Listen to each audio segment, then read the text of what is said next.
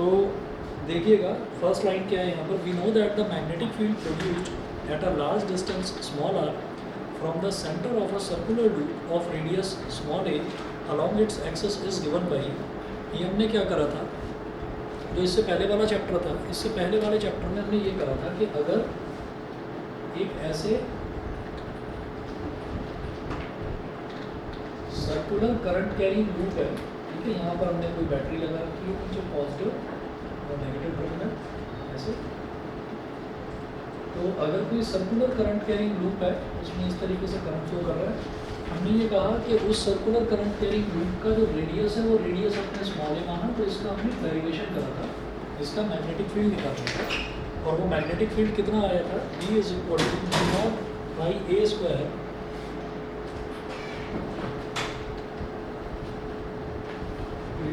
dV।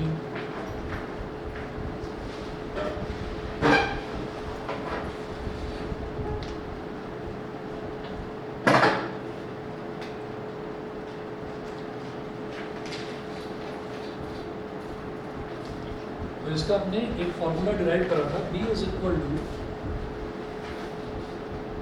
Mu naught I a square, B is equal to mu naught I a square upon 2r cube, B is equal to mu naught I a square upon 2r cube. ये हमने करा था। अब क्या करना है आपको कि यहाँ पर इसी सर्कुलर करंट कैरिंग लूप की बात करी जा रही है, और अब ये कहा जा रहा है कि क्या ये भी एक मैग्नेटिक डाइपोल की तरह एक्ट करता है।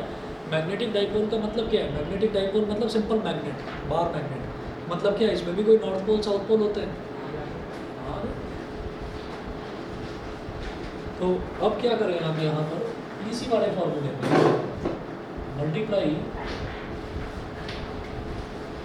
Numerator and denominator by 2 pi. Numerator और डिनोमिनेटर दोनों को आपने किसी एक टर्म से मल्टीप्लाई करा जा सकता है, कोई प्रॉब्लम तो नहीं। तो हमने क्या करा कि B इज इक्वल टू, जैसे कि म्यू नॉट है ना, और ये 2r, इसका 2 मैंने ले लिया अलग, इसको लिखा इसको लिखा आई ए स्क्वायर और इसको लिखा आर क्यूब। लिखा जा सकता है सर। हमने क्या करा कि भाई म्यू नॉट अपॉन 2 को ऐसे अलग लिख लिया और आई a square upon are cube को अलग लिख लिया, और अब क्या कर रहे हैं हम, न्यूमरेटर और डिनोमिनेटर दोनों को 2 पाई से मल्टीप्लाई कर रहे हैं। इसको 2 पाई से करा और इसको भी 2 पाई से करा, कोई प्रॉब्लम तो नहीं, ठीक है। अच्छा 2 पाई से मल्टीप्लाई क्यों करा, ताकि ये पूरा का पूरा टर्म म्यू नॉट अपॉन 4 पाई बन जाए, परमिएबिलिटी कॉन्स्टेंट हो जाए। तो B इज इक्वल टू, ताकि ये हमारे पास बन जाए म्यू नॉट अपॉन 4 पाई, ठीक है, और ये वाला टर्म बन जाएगा 2i pi a square upon are cube. अब सवाल ये उठता है, बड़ी अब सवाल ये उठता है कि ये 2 अलग और पाई अलग क्यों करा, क्योंकि पाई ए स्क्वायर से क्या बनेगा, मेरा ये जो लूप है ना, मेरा ये जो लूप है इस लूप का एरिया बन जाएगा, ठीक है। तो आप ये देखिएगा कि हमने इसमें क्या करा कि म्यू नॉट अपॉन 2 इंटू 2 पाई कर दिया, तो म्यू नॉट अपॉन 4 पाई बन गया। और अब मैं इसको क्या करूँगा कि ये जो हमारा सर्कुलर करंट कैरिंग लूप है, इसका ये जो एरिया बनेगा वो पाई ए स्क्वायर होगा। तो capital A is equal to pi a square. तो यहाँ पाई ए स्क्वायर जो है इसकी जगह पर मैंने कैपिटल ए लिख दिया। तो B is equal to mu naught upon 4 पाई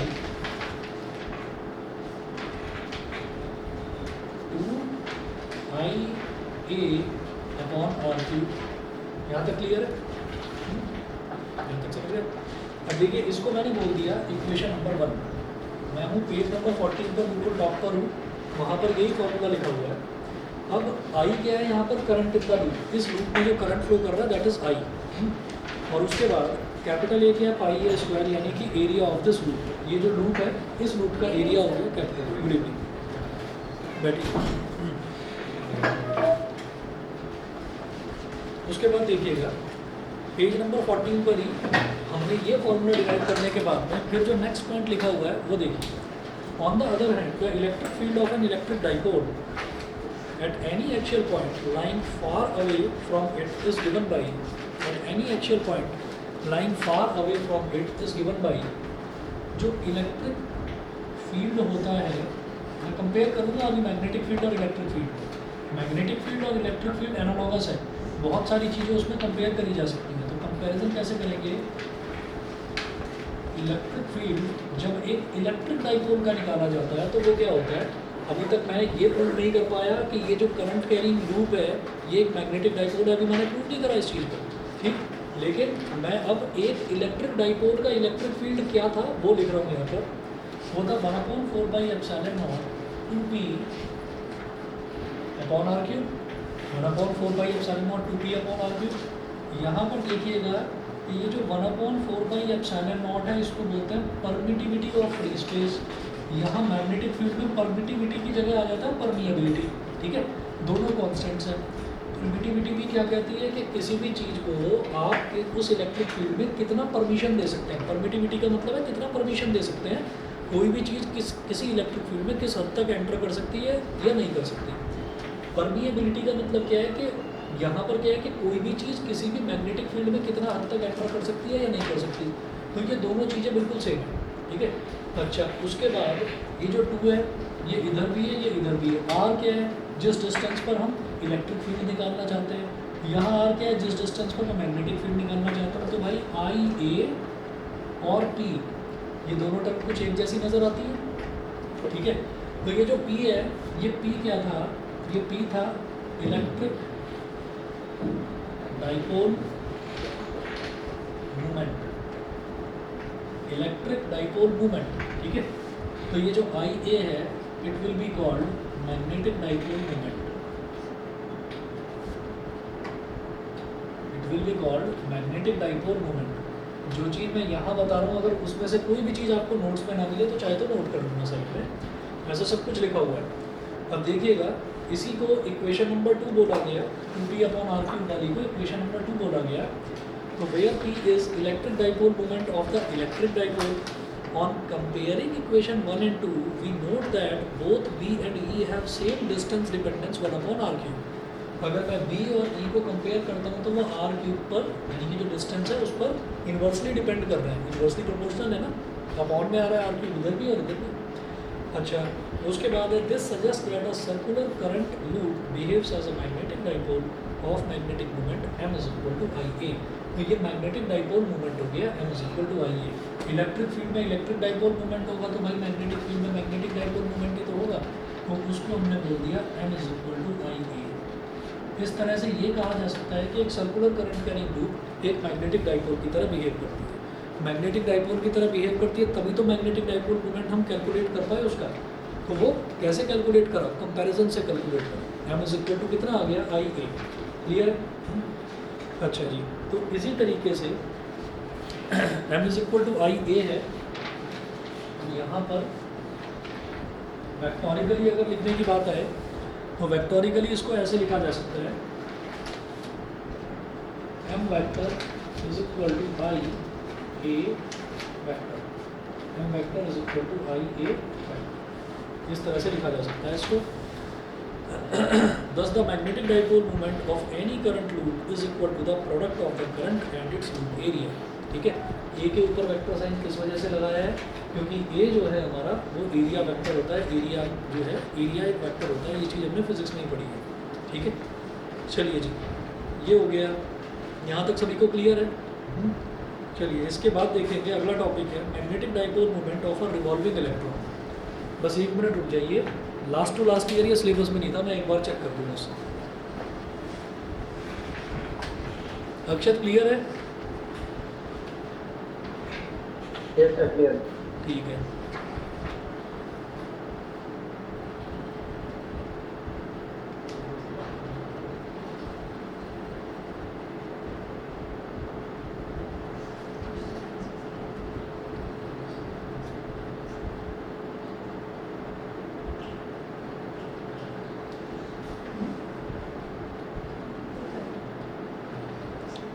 चलिए ये चैप्टर नंबर 5 में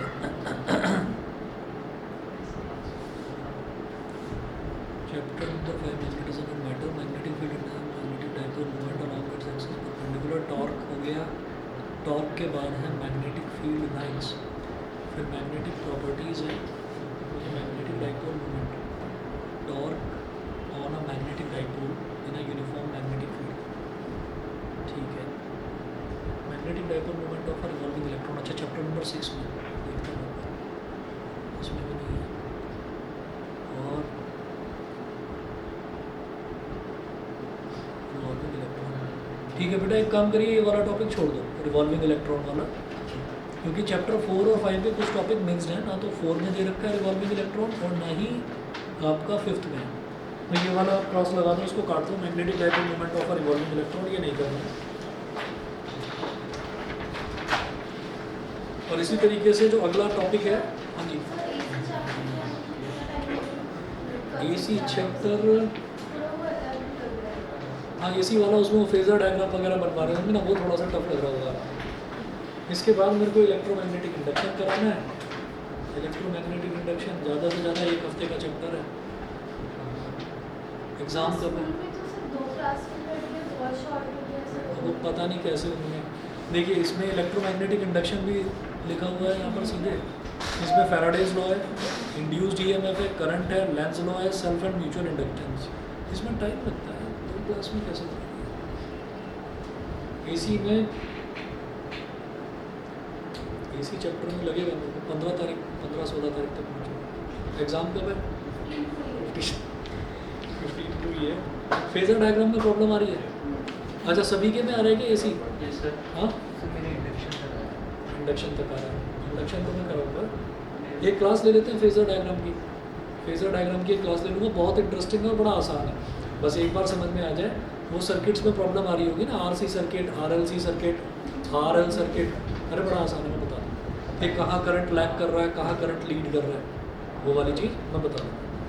और 15 से पहले ये क्लास ले लूँगा, ठीक है। और अगर मैं, कई बार दिमाग से चीज़ें निकल जाती हैं, अगर मैं भूल जाऊँ मुझे व्हाट्सएप करके छोड़ देना, ठीक है, तो मुझे याद रहेगा। चलिए जी एक काम करिए, ये वाला छोड़ दो आप, पेज नंबर 14 पर हैं नीचे, magnetic dipole moment of revolving electron, ये काट देना है।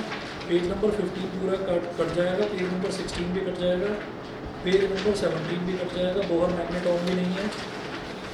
फिर है similarities between a current carrying, page number 18 पर आ जाइए। Similarities between a current carrying solenoid and a bar magnet. Current carrying solenoid और बार मैग्नेट में सिमिलैरिटीज़ क्या है, ये सिर्फ पढ़नी है, इसको भी डायरेक्टली मतलब कोई स्पेशली सिलेबस में दे भी रखता है, इसको सिर्फ पढ़ना है। तो करंट कैरिंग सोलेनॉइड और बार मैग्नेट में सिमिलैरिटीज़ क्या है? A current carrying solenoid suspended freely always comes to rest in north south direction, ठीक है। तो करंट कैरिंग मैग्नेट का तो हमें पता है, लेकिन जो करंट कैरिंग सोलेनॉइड है, अगर उसको भी हवा में लटका दिया जाए तो वो भी नॉर्थ साउथ डायरेक्शन में ही आकर रेस्ट में आ जाएगी, अलाइन करेगी नॉर्थ साउथ डायरेक्शन में, ठीक है। सेकंड लिखें, सेकंड देखिएगा, 2 current carrying solenoids exhibit mutual attraction and repulsion when brought closer to one another, this shows that their end faces acts as north and south poles like that of a bar magnet. तो इसका मतलब क्या है कि मैं एक बार diagram बनाकर बताता हूँ, हमने लास्ट वाले चैप्टर में वैसे करा भी था।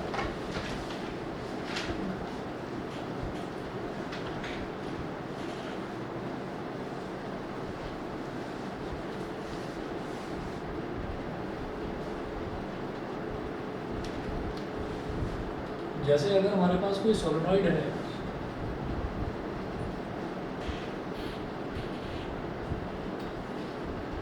ये सोलेनॉइड है, करंट कैरिंग सोलेनॉइड, मतलब मैंने बैटरी कनेक्ट करी तो पॉजिटिव टर्मिनल से करंट निकला आई, और करंट के ऐसे लूप्स बने हुए हैं, मतलब ये सोलेनॉइड के लूप बने हुए हैं। तो ये जो लूप है ये आपका इस तरह से करंट जो है फ्लो करते हुए जाएगा। तो हम ये कहते हैं कि क्लॉकवाइज रूल ये कहता है कि अगर करंट मैं इधर से देख रहा हूँ तो वो क्लॉकवाइज मेरे को करंट घूमता हुआ ऐसे दिखाई देगा, ठीक है। तो अगर क्लॉकवाइज दिखाई दे रहा है तो that is treated as south pole, और अगर मैं इसी चीज़ को अगर मैं इधर खड़ा होकर देखूंगा तो ये मुझे एंटी क्लॉकवाइज घूमता हुआ दिखाई देगा। तो एंटी क्लॉकवाइज जैसे हम बोलते हैं, तो एंटी क्लॉकवाइज एन शुरुआत में मुझे एन ही निकलता है, तो नॉर्थ पोल, तो ये आपका नॉर्थ पोल हो गया। तो यहाँ पर इन्होंने ये कहा कि जब एक तरफ नॉर्थ फेस है एक तरफ साउथ फेस है, तो हमने इसको ऐसे ही नॉर्थ और साउथ नहीं बोला, इसी के जैसी करंट कैरिंग सोलेनॉइड अगर इसके पास लेकर आ गए हम तो वो उसको रिपेल करने लगता है, वो उसको रिपेल करता है, उसको पुश करने लगता है।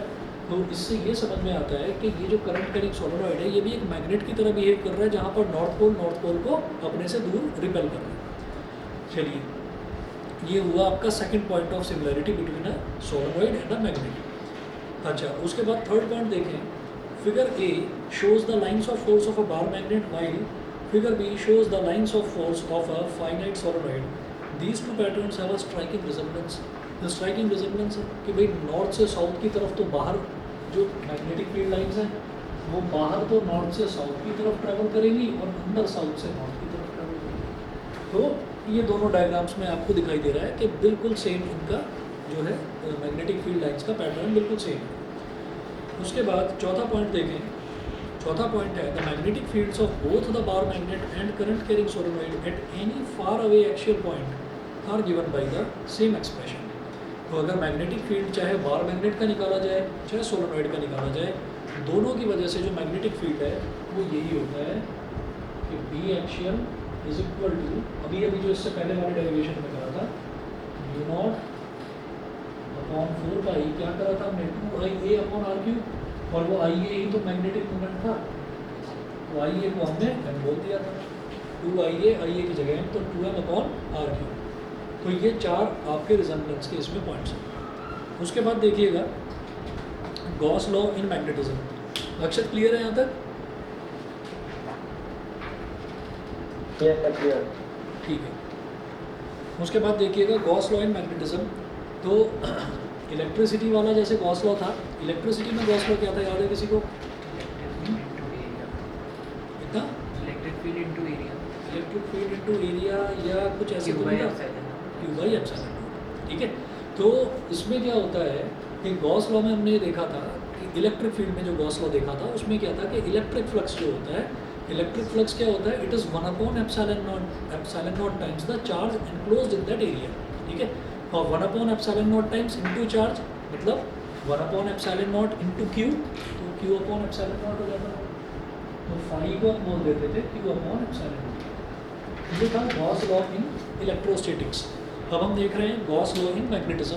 तो काफ़ी हद तक ये भी मिलता जुलता है, इसको भी आपको समझने में दिक्कत नहीं आएगी। देखिएगा, Gauss law in electrostatics states that the surface integral of the electrostatic field E vector over a closed surface is equal to 1 upon epsilon naught times the total charge Q enclosed by the surface S।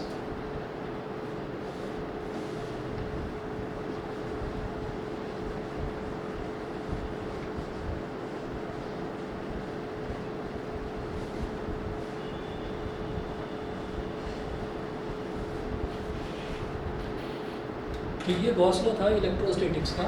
ये इस तरह से कि closed loop line integral of E vector dot ds vector is equal to Q upon epsilon naught. Electric field में अगर total surface area को multiply कर दिया जाता है तो वही फ्लक्स कहलाता है, उसी को हम फ्लक्स बोलते हैं।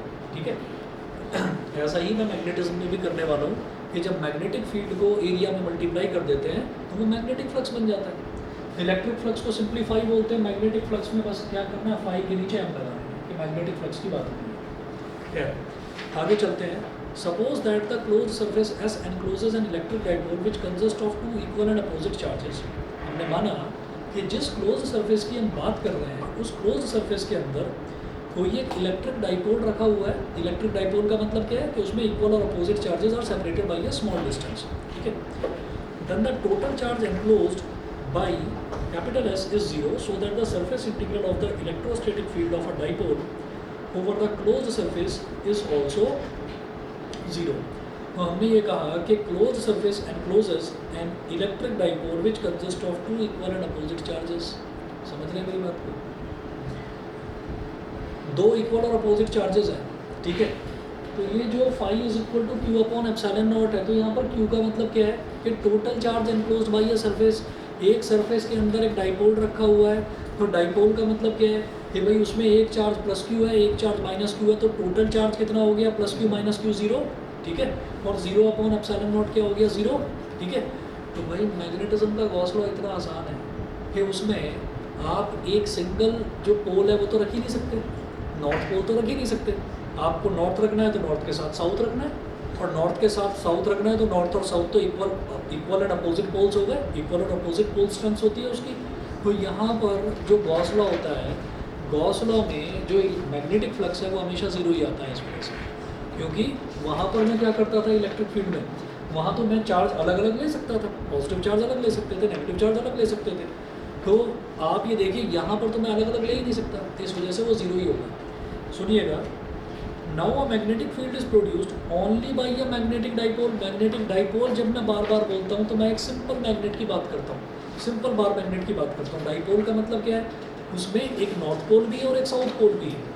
तो मैग्नेट जो है वो हमेशा डाइपोल ही होती है, उसमें सिंगल पोल हो ही नहीं सकता। डाई मतलब दो पोल, ठीक।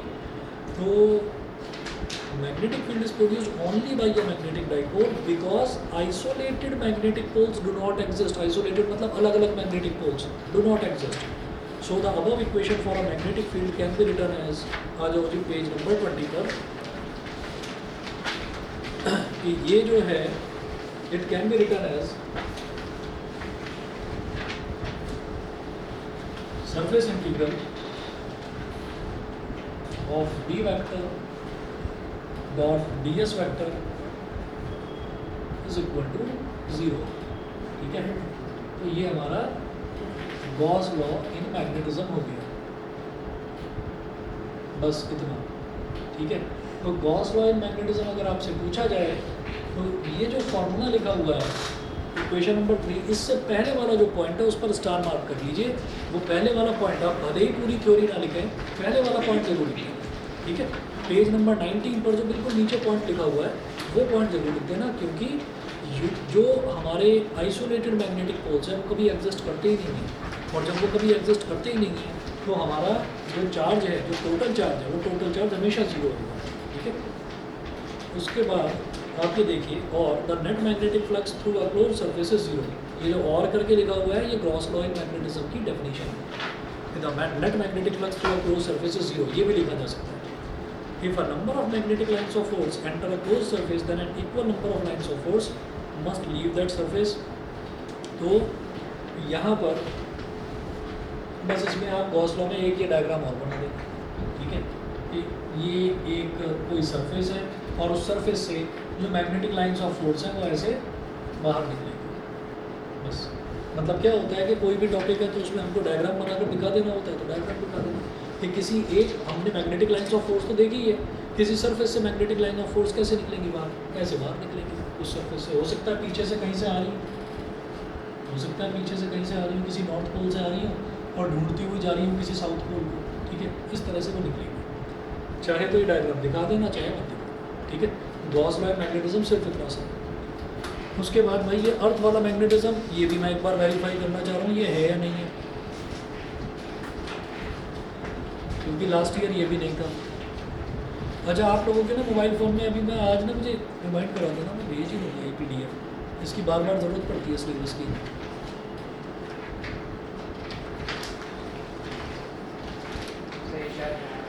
है देख रहा हूँ, स्कूल में पढ़ाया था तो फिर तो हो गई।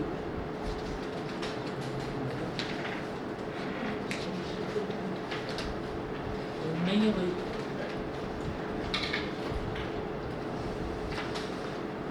इस चैप्टर में है सबसे पहले बार मैग्नेट, फिर है bar magnet as an equivalent solenoid, फिर है magnetic field intensity due to a magnetic dipole along its axis and perpendicular to its axis, मतलब वही एक्सियल प्लेन में और इक्वेटोरियल प्लेन में। फिर torque on a magnetic dipole in uniform magnetic field, हमने torque वाला कर लिया, ठीक है। और टॉर्क के अलावा हमने पोटेंशियल एनर्जी भी कर दिया, क्योंकि वो भी टॉर्क से रिलेटेड है, तो उसको नहीं छोड़ा हमने, दोनों टॉपिक कर लिए। ये मत सोचना कि वो लिखा हुआ नहीं है तो छोड़ देना उसको नहीं छोड़ना है, करना है। उसके बाद अगला टॉपिक है मैग्नेटिक फील्ड लाइंस, और भाई फिर तो है magnetic properties of material, para, dia, ferro, magnetic substances with examples, magnetisation of materials और effect of temperature on magnetic properties, बस ये। तो इसमें ये जो मैग्नेटिक फील्ड ऑफ अर्थ है ये है ही नहीं, ये geographic axis, magnetic equator, magnetic meridian छोड़ दीजिए। और मुझे लगता है कि आपके यहाँ शायद उन्होंने गलती से करा दिया होगा, ये है ही नहीं सिलेबस में, कहीं और करवाया। हाँ हाँ, वो वैसे ही दिखवा दिया होगा, लेकिन ये है ही नहीं सिलेबस में। हाँ नहीं कराया ना, मैं वही कह रहा हूँ। क्योंकि यही है इस चैप्टर में समझने वाला, ये इन्होंने हटा दिया। और रुको आप लोग 1 मिनट बस।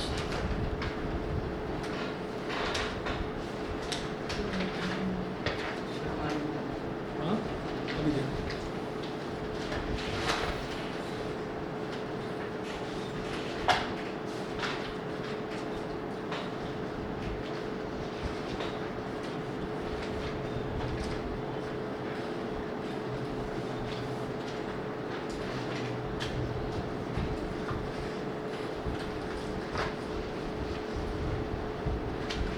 ये मैंने जो आपको फाइल भेजी है ना, ये फिज़िक्स का 2022-23 जो आपका सेशन है, इसका सिलेबस है।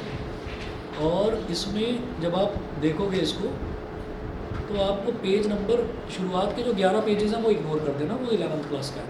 पेज नंबर 12 से है आपका सिलेबस, 12 से और लास्ट तक जो है वो आपका सिलेबस दे रखा है इसमें।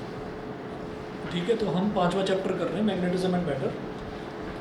तो भैया इसमें मैग्नेटिक फील्ड ऑफ अर्थ, ये वाला टॉपिक काट दीजिए। पेज नंबर 21 पूरा काट दो, 22 पूरा काट दो, 23 काट दो,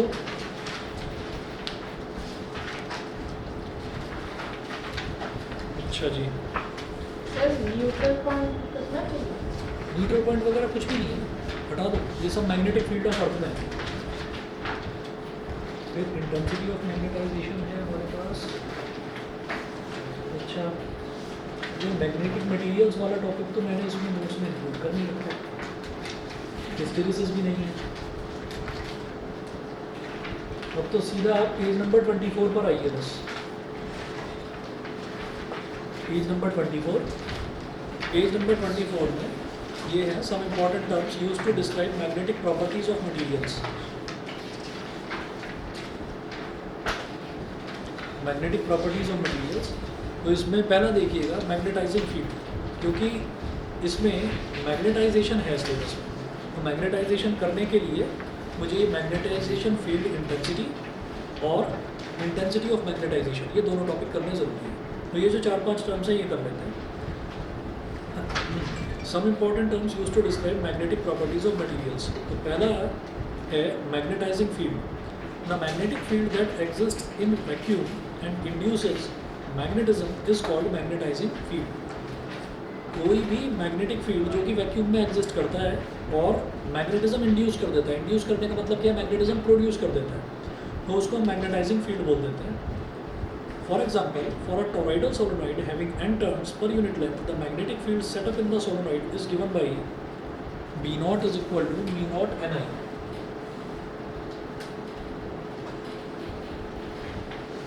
B0 is equal to mu0 Ni, ठीक है।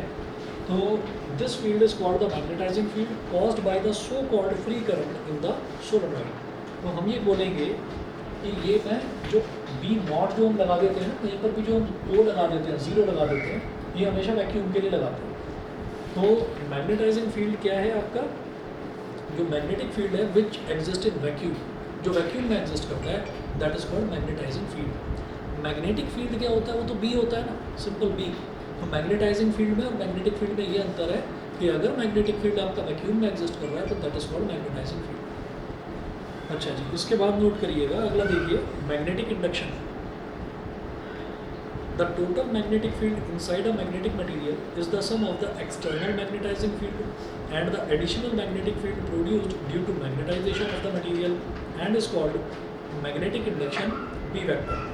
तो उसको हम मैग्नेटिक इंडक्शन बोल देते हैं, मतलब मैग्नेटिक इंडक्शन हमारा वही है, मैग्नेटिक फील्ड ही है, उसी को हम मैग्नेटिक इंडक्शन बोल देते हैं। It is also defined as the total number of magnetic lines of force crossing per unit area normally through a material. Its SI unit is tesla और वेबर पर मीटर स्क्वायर। नीचे लिखा हुआ दिखाई नहीं दे रहा है, तो टेस्ला और weber per metre square, weber per metre square ऐसे लिखा जाता है,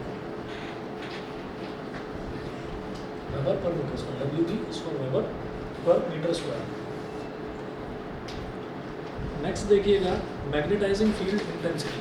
अब ये जो टर्म है ये हमारे लिए नया है, ठीक है। ये हमने अभी H नहीं करा कि H क्या होता है, तो ये H वाला टर्म जो है ये हमारे लिए नया है। सॉलिनॉइड में जो 2 फॉर्मूले थे उनमें से कौन सा यूज़ होना होता है? सोलेनॉइड में ये वाला फॉर्मूला ज़्यादातर यूज होता है, B0 Ni, मतलब इसमें हमको स्मॉल n लेना है। स्मॉल n क्या होता है, number of turns per unit length, पर यूनिट लेंथ। तो सर वो हाफ वाला कब यूज होगा? हाफ वाला तो उसमें यूज होता है डाइपोल में, लेंथ का जो आधा लिया जाता है। नहीं, b equals to half u naught n x है। B is equal to half, okay okay, वो आपका मैग्नेटिक फील्ड के लिए है, ये मैग्नेटाइजिंग फील्ड के लिए है। B is equal to half mu naught N I जो है वो आपका मैग्नेटिक फील्ड के लिए है, ये मैंने मैग्नेटाइजिंग फील्ड के लिए है, ठीक है ना, तो ये अलग फॉर्म है। अब देखिए मैग्नेटाइजिंग फील्ड इंटेंसिटी में क्या है, the ability of a magnetising field to magnetise a material medium is expressed by a vector H vector. The ability of a magnetising field to magnetise a material medium. अब सुनिएगा हम किस तरफ अब बढ़ रहे हैं धीरे धीरे। ये जो चैप्टर है इसमें अब जो मैं आगे टर्म करने वाला हूँ ये मैग्नेटाइजिंग फील्ड इंटेंसिटी और इंटेंसिटी ऑफ मैग्नेटाइजेशन, ये हम किस तरफ बढ़ रहे हैं, हम इलेक्ट्रोमैग्नेटिक इंडक्शन की तरफ बढ़ रहे हैं धीरे धीरे। मतलब क्या होता है, इंडक्शन का मतलब क्या होता है कि किसी दूसरी चीज़ में अगर हम मैग्नेटिज्म इंड्यूस करना चाहें, जैसे अगर एक मैग्नेट है, उस मैग्नेट में हमने किसी एक आयरन के पीस को लपेट कर रख दिया, तो कुछ महीनों बाद अगर हम उसको देखेंगे तो वो भी मैग्नेट बन जाएगा। तो क्या हुआ कि जो मैग्नेट था उसने अपना मैग्नेटिज्म उसके अंदर इंड्यूस कर दिया, इंड्यूस मतलब प्रोड्यूस कर दिया। सर मैग्नेट को सर टच रहना चाहिए। हाँ टच रहना चाहिए, टच इलेक्ट्रोमैग्नेटिक इंडक्शन में ना टच करना। इलेक्ट्रोमैग्नेटिक इंडक्शन में टच नहीं रहता क्योंकि वहाँ पर करंट की भी हेल्प मिलती है, क्योंकि वहाँ इलेक्ट्रोमैग्नेटिक मतलब इलेक्ट्रिसिटी भी होगी और मैग्नेटिज्म भी होगा, दोनों चीज़ें होंगी। तो यहाँ पर है the ability of magnetising field to magnetise a material medium is expressed by a vector H vector. तो कोई भी मैग्नेटिक फील्ड अगर किसी दूसरे मीडियम को या किसी दूसरे ऑब्जेक्ट को मैग्नेटाइज कर पाए तो उसकी उस एबिलिटी को हम बोल देते हैं मैग्नेटाइजिंग फील्ड इंटेंसिटी, और उसको रिप्रेजेंट करा जाता है H वेक्टर से, कैपिटल H वेक्टर, उसको इससे रिप्रेजेंट करा जाता है और इसको बोलते हैं मैग्नेटाइजिंग फील्ड इंटेंसिटी और simply magnetic intensity. Its magnitude may be defined as the number of ampere turns flowing round the unit. इसका जो मैग्नीट्यूड होता है मतलब सिर्फ अगर H की बात करी जाए तो वो NI के इक्वल होता है। NI का मतलब क्या हो गया कि अगर कोई भी सोलेनॉइड है उस सोलेनॉइड में, अच्छा बार बार सोलेनॉइड का जिक्र इस वजह से हो रहा है क्योंकि सोलेनॉइड में करंट होता है और सोलेनॉइड एक मैग्नेटिक डाइपोल की तरह यानी कि एक मैग्नेट की तरह ही बिहेव करती है, तो इसलिए नंबर ऑफ टर्न्स में अगर करंट को मल्टीप्लाई कर दिया जाए तो वो मैग्नेटिक इंटेंसिटी उसकी आ जाएगी। ठीक, हाँ, उसके बाद H is equal to NI। अच्छा, और दूसरा ये क्या है, ये है आपकी मैग्नेटाइजिंग फील्ड इंटेंसिटी या मैग्नेटिक इंटेंसिटी, और मैग्नेटाइजिंग फील्ड क्या था, B नॉट था। तो B naught is equal to B naught into NI, NI की जगह H डाल सकते हैं, B नॉट इंटू H, ये हो गया। तो यहाँ से H इज इक्वल टू क्या हो गया, B not upon B not. इसकी जो यूनिट होती है H की वो होती है ampere per metre, ampere per metre वो इसकी यूनिट होती है। ठीक है, अच्छा इंटेंसिटी ऑफ मैग्नेटाइजेशन बस अभी कर रहा हूँ, 2 मिनट दीजिए। और ये आपका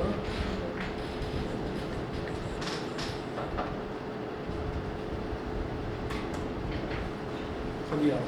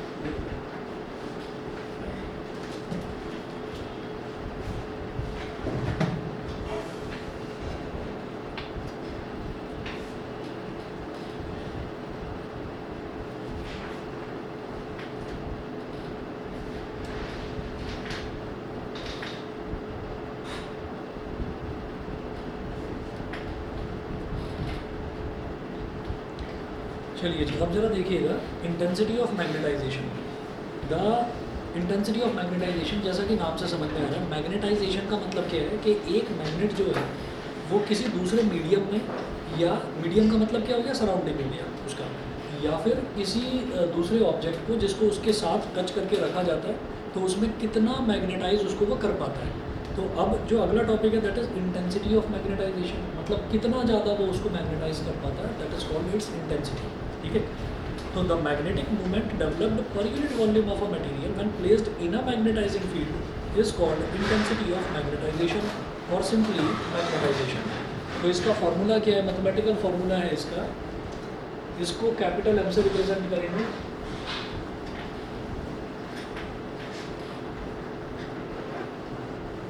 इसको कैपिटल एम से रिप्रेजेंट करेंगे और ये वेक्टर क्वांटिटी होती है।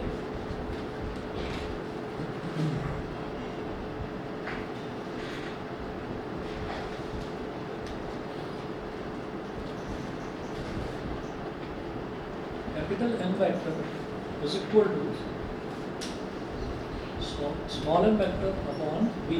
वी यहाँ पर क्या है, वॉल्यूम। तो ये है the magnetic movement developed per unit volume of a material, इसको हम बोल देते हैं इंटेंसिटी ऑफ मैग्नेटाइजेशन।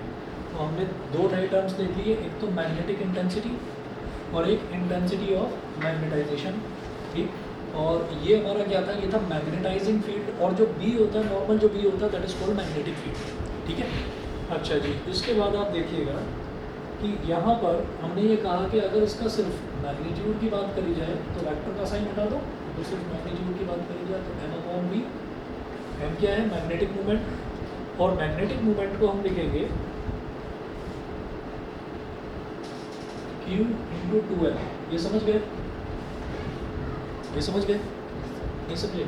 देखिए एम के दो फार्मूले होते हैं। एम का एक फार्मूला तो हमने अभी अभी देखा था, आई इंटू ए, और दूसरा फार्मूला क्या है कि यहाँ पर मान लीजिए एक हमारी मैग्नेट है, ये क्या हो गया, नॉर्थ पोल, ये क्या हो गया, साउथ पोल। नॉर्थ पोल और साउथ पोल के बीच का जो डिस्टेंस है दैट डिस्टेंस इज 12। ठीक है, और इस पर भी जो मैग्नेटिक पोल स्ट्रेंथ होती है उसको भी क्यू मान लो, और जो इस पर है उसको भी क्यू, इक्वली होती है, हमेशा इक्वल होती है। तो इसलिए मैग्नेट, ये जो चार्ज है, charge into distance between those charges, that is called magnetic moment. ठीक है, अच्छा, और अपॉन जो वॉल्यूम है, वॉल्यूम क्या हो जाएगी, वॉल्यूम हो जाएगी ए इंटू 2L। ए इंटू 2L की होगी क्योंकि मैग्नेट सामने से ही तो रेक्टेंगुलर दिखाई देती है, एक्चुअल में तो क्यूबॉइडल होती है।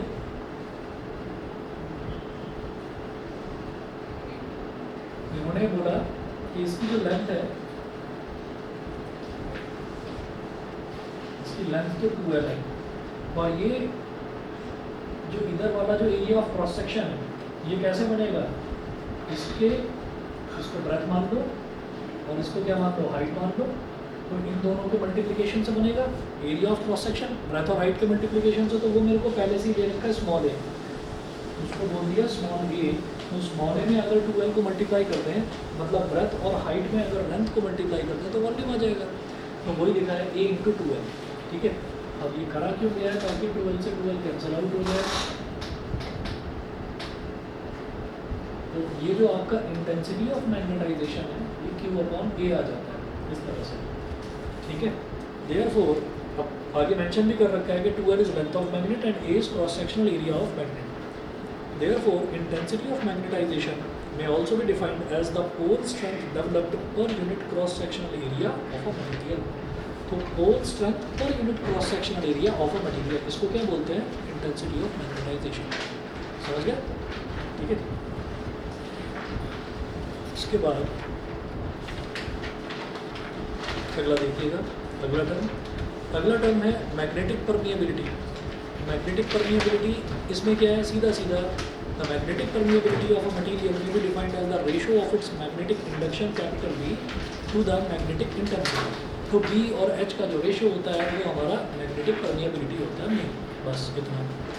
Relative permeability, it is defined as the ratio of the permeability. और ये कुछ आप समझ रहे हैं, ये कुछ वैसा ही है जैसा हमने इलेक्ट्रिक फील्ड में देखा है ना। वहाँ पर भी हमने यही देखा था, जैसे यहाँ पर तो B अपॉन H कर रहे हैं, वहाँ पर क्या था, वहाँ पर E अपॉन V था। ठीक है, अब देखिए कि जो रिलेटिव परमिएबिलिटी है, it is defined as the ratio of the permeability of the medium to the permeability of free space. वहाँ पर क्या था, वहाँ पर एप्सिलॉन अपॉन एप्सिलॉन नॉट को एप्सिलॉन आर बोल देते थे, यहाँ पर म्यू अपॉन म्यू नॉट को म्यू आर बोल दीजिए, ठीक है। तो ये रिलेटिव परमिएबिलिटी हो गया। फिर देखिएगा magnetic susceptibility, it is defined as the ratio of the intensity of magnetisation यानी कि capital M to the magnetising field intensity यानी कि H, it is denoted by, इसको बोलते हैं काई।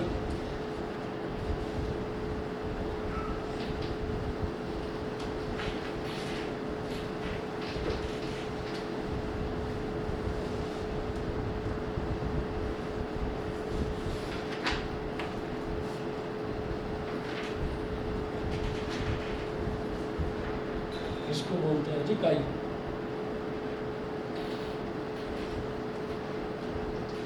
और लिखा जाता है ची।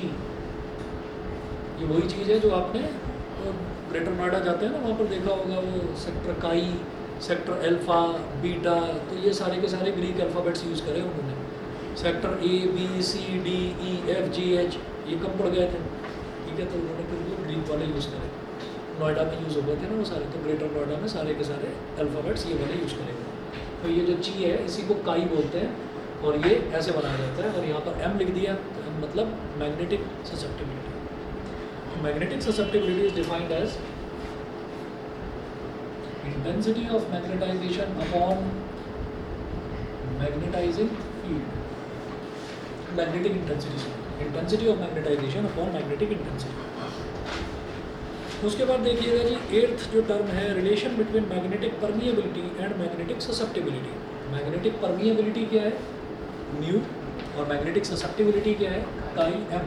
इन दोनों में रिलेशन देखिएगा क्या है, हम ये कहेंगे if a linear magnetic material subjected to the action of a magnetising field intensity H develops magnetisation capital M and magnetic induction B, then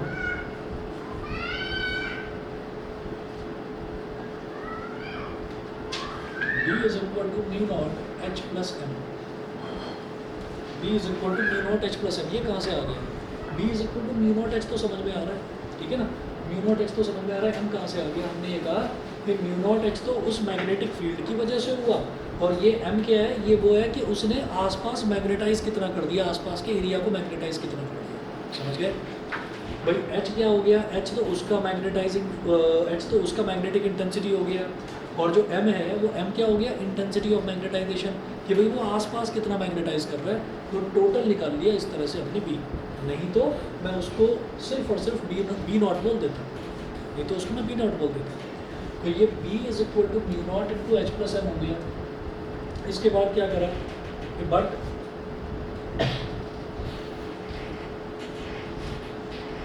B is equal to mu H, तो B की जगह mu H डालिए, is equal to mu naught into H plus M, ठीक है। करना क्या चाह रहे हैं हम करना चाह रहे हैं यहाँ पर मैग्नेटिक परमिएबिलिटी यानी कि म्यू और मैग्नेटिक ससेप्टिबिलिटी यानी कि काई, इन दोनों में रिलेशन इस्टेब्लिश करना चाह रहे हैं। तो B की वैल्यू म्यू एच होती है, तो उसको यहाँ पर डाल दिया हमने। अब यहाँ पर आप क्या करें, म्यू एच और एच कॉमन ले लो यहाँ से, एच यहाँ से कॉमन ले लिया तो क्या बचा, 1 plus M upon H. H common लेने का मतलब क्या होता है, एक टर्म से एच को डिवाइड करना, तो एच को एच से डिवाइड करा तो 1 आ गया, एम को एच से डिवाइड करा तो एम अपॉन एच आ गया। इससे हुआ क्या कि एच से एच कैंसिल आउट हो गया। अब क्या करिए, ये जो म्यू नॉट है, इस म्यू नॉट को इस तरफ ले आओ, म्यू नॉट को इस तरफ ले आइए, और 1 प्लस ये जो एम अपॉन एच है, ये क्या बन गया, काई एम, ठीक है। और म्यू अपॉन म्यू नॉट क्या होता है, रिलेटिव परमिएबिलिटी, तो म्यू आर है, mu R is equal to कितना हो गया, 1 plus mu R is equal to 1 plus ये हो गया। इसके बाद जो अगला टॉपिक है हिस्टेरिसिस, भाई ये भी काट दो, ठीक है। तो जो भी इसमें इस चैप्टर में जो भी मुश्किल वाली चीज़ें थी वो सारी तो कट गई। अच्छा अब सुनिएगा, जो इसमें इन्होंने इस बार इंक्लूड करा है, वो 2 साल से कटा हुआ था, इस बार इंक्लूड करा है, मेरे नोट्स के पुराने बने हुए थे, तो इसमें मैं वो इंक्लूड नहीं कर पाया था। मैं आपको बता देता हूँ, अगर आप कहोगे तो मैं वो टॉपिक्स की आपको फ़ोटो भेज दूँगा, टोटल थ्योरेटिकल है, कुछ नहीं है उसमें जरा सा भी। आप ये देखिएगा कि वो टॉपिक है क्या, बता देता हूँ। और हाँ बोलो, सर हाँ बोलो बोलो। हाइड्रेशन कर लिया क्या? एक्सप्रेशन कर लिया हाँ हिस्टेरिसिस भी नहीं है, हिस्टेरिसिस भी नहीं है। तो मैं पूरा पढ़ाया गया पता नहीं भाई क्यों कराया है, यहाँ पर तो मेंशन नहीं है, अलग से बताया था। कोई ज़रूरत नहीं है इसकी। अब देखिएगा यहाँ पर वैसे ज़्यादा बड़ा टॉपिक है नहीं है, छोटा सा ही कहोगे तो करवा देंगे, बड़ा इंटरेस्टिंग भी है। अब इसके बाद जो है ना, यहाँ पर जो चैप्टर्स हैं, मतलब जो टॉपिक्स हैं सॉरी, वो क्या क्या हैं देखिए। मैग्नेटिक प्रॉपर्टीज़ ऑफ मटेरियल, तो 3 तरीके के मैग्नेटिक मटेरियल होते हैं, पैरामैग्नेटिक, डायामैग्नेटिक और फेरोमैग्नेटिक। ये 3 सिलेबस में स्पेशली लिखा हुआ है। तो एक तो पैरामैग्नेटिक वाला है, प्रॉपर्टीज़ ऑफ डायामैग्नेटिक, इसकी 1 2 3 4 5 8 प्रॉपर्टी हैं। सिर्फ थ्योरेटिकल प्रॉपर्टीज़ ही आपको याद करनी है डायामैग्नेटिक की। ऐसे ही 8 प्रॉपर्टी आपकी पैरामैग्नेटिक की और ऐसे ही फेरोमैग्नेटिक की है। होते तो और टाइप के भी हैं, लेकिन अपने सिलेबस में 3 ही टाइप्स हैं।